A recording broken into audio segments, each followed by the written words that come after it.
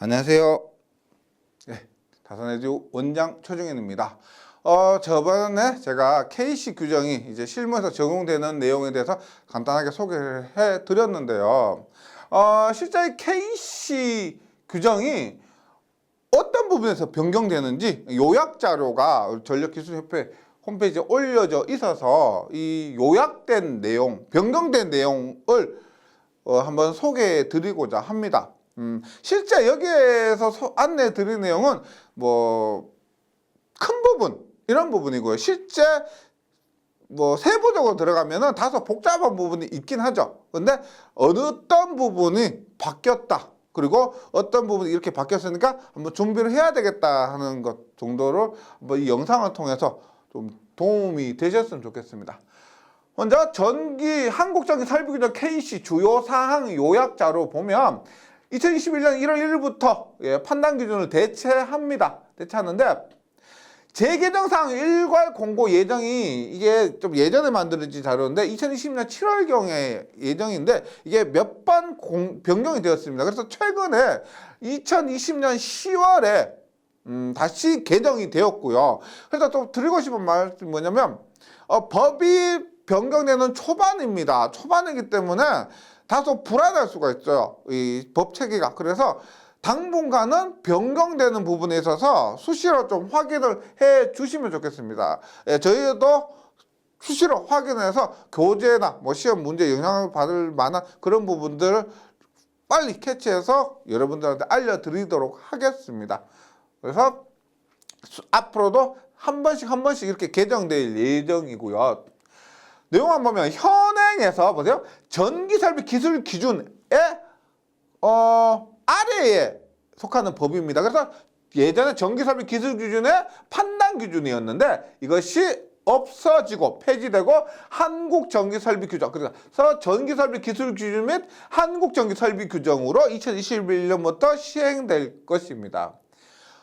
이게 국제표준 기술사항 부합화 등을 통해서 전기설비 안전적이고 경쟁력을 향상하는 목표가 있습니다. 이게 큰 이유 중에 하나가 뭐냐면 우리나라가 전기 제품을 수출하죠. 수출하는데 우리나라 기준에서는 고압인데 외국 기준에서는 또 저압이에요. 우리나라와 외국이 맞지가 않습니다. 이런 부분을 맞추는 것도 있고 좀 더 합리적으로, 예전에 약간 다소 의무적으로 접지 공사를 했다면 이제 조금 실제 사고를 좀 더 고려해서 합리적으로 접지를 했다, 이런 부분이라고 보시면 되겠습니다. 네, 그래서 뭐 객관 지표의 근간, 과전류 보호 등의 상세사항 부합화, 그다음에 국제 규정의 도입 및 국내 실적 반영을 통한 관련 기술 경쟁력을 향상시킬 수가 있고요. 전기설비 및 발전설비 통합시설 기준을 이렇게 적용한 겁니다. 뭐 다음 페이지 한번 볼게요. 한국전기설비규정 한번 보면은 일단 변경된 부분이 있고 기존의 판단 기준과 비교했을 때 변경된 부분과 변경되지 않은 부분이 있는데, 일단 변경되지 않은 부분은 이게 대부분이 뭐냐면 저압 위주입니다.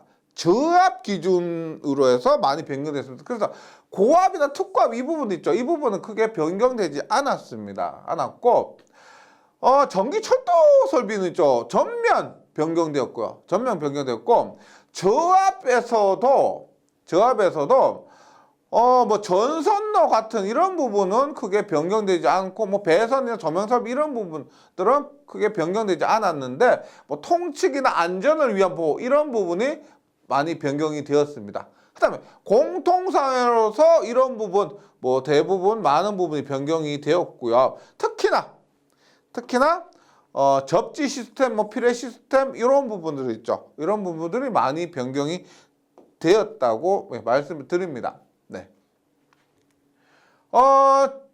이제부터 주요 재개정 사항입니다. 보시면 일반적으로 첫 번째, 전압이 바뀌었죠. 전압이 기존 600 이하가 저압이었다가 지금 1000 이하가 저압이고요. 직류는 750이고 1500입니다. 나머지는 동일합니다. 이것이 가장 큰 변화고요. 그 다음에 색깔이 있습니다. 색깔, 전선 색깔인데 기존의 명칭은 뭐냐면 RST상 N이었습니다. RST N이었는데 이것이 L1, L2, L3, N이고 그 다음에 접지선 혹은 뭐 보호도체 이렇게 됩니다. 그래서 색깔이 기존의 흑, 적청, 뭐 중성성이 녹이었다면 지금 갈흑회청 녹황 혹은 녹노가 되는 겁니다. 이렇게 전선의 색깔이 바뀌었고 그 다음에 이런 것들은 단순 외우면 되죠. 뭐 그렇게 어려운 게 없습니다. 단순 외우면 되는데 이런 것들이 문제예요. 차단기 전격 전류에 따라 일괄적으로 적용한 배선 방식을 폐지가 되는 거죠. 예전 같은 게 이렇게 됩니다. 부하가 만약에 뭐 10A다. 그럼 10A 맞춰서 차단기만 선정하면 돼요. 전류에 맞춰서 차단기 선정하고 그렇게 어려운 부분이 없었습니다. 근데 바뀌는 규정은 뭐냐면 당연히 보세요.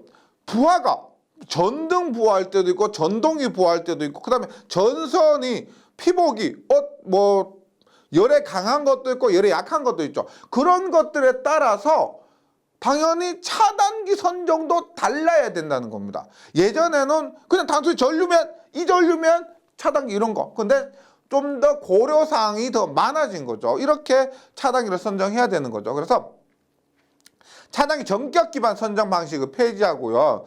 배선 시설 조건에 따른 선의 종류, 예, 뭐 HF-IX 전선이든지 뭐 FCV 전선이든지 이런 것들에 따라서 전원체가 XL 우리가 전원체 종류가 열에 강한 것, 열에 약한 것. 그다음에 상의 선수, 삼상 3선식, 삼상 4선식, 단상 2선식 이런 것들. 허용 전류가 얼마나 등에 따라서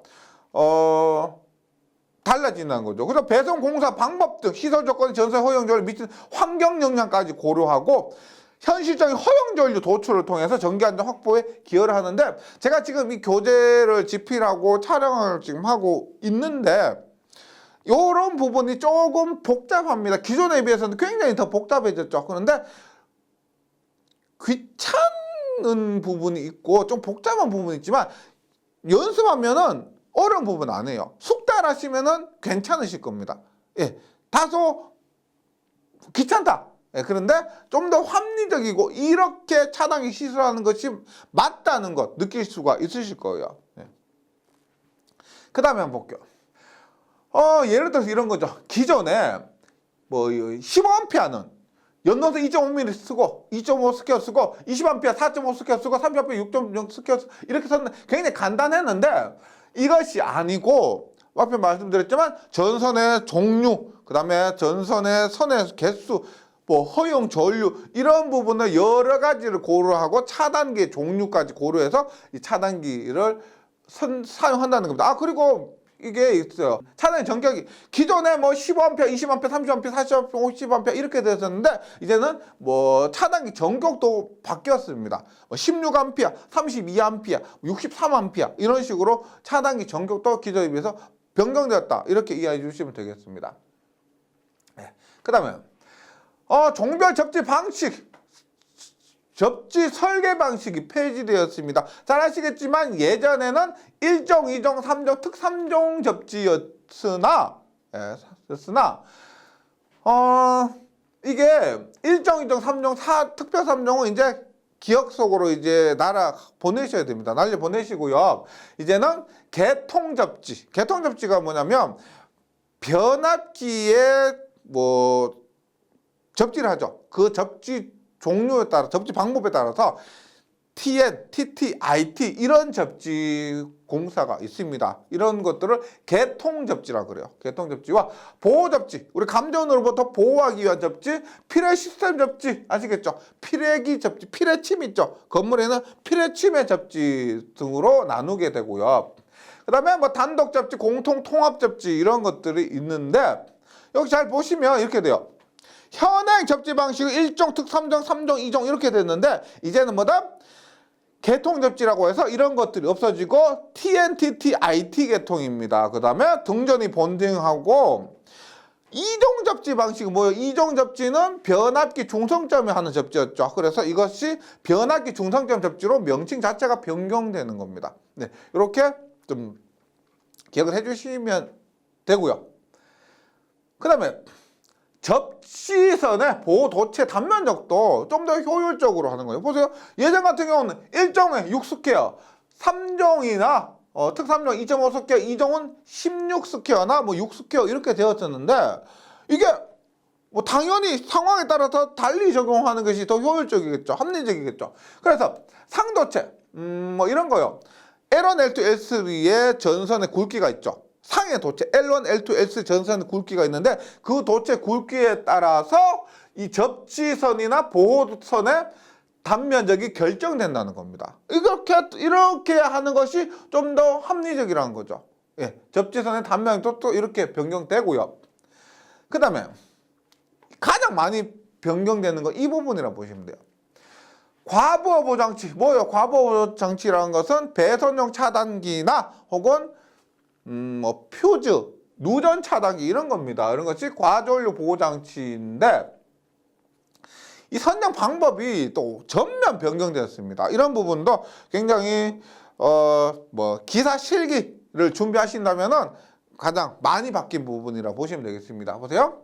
기존에는 보시면 과부하 보호할 때 코드나 전등 기구용은 15A, 20A하고 그 다음에 뭐 기계기구 전기 1.3배, 전동기 2.5배, 뭐 2.75배, 3배 이런 것들을 적용해서 차단기 전격을 선정했었습니다. 했었는데 지금 어떻게 되냐면 이것도 좀 더 합리적으로 된 거예요. 합리적으로. 그래서 전기 회로의 설계 전류보다 보호장치의 전격 전류를 더 크게 하고 보호장치의 전격 전류보다 도체 허용 전류를 더 크게 하고 도체 허용 전류보다 보호장치의 규약 동작 전류를 더 크게 하고 이러한 순서대로 해서 이런 조건으로 해서 차단기를 선정한다는 겁니다. 이렇게 하니까 좀 더 합리적이라는 거예요. 그러니까 무조건 1.3배, 무조건 2.5배 이런 것으로 계산하는 것이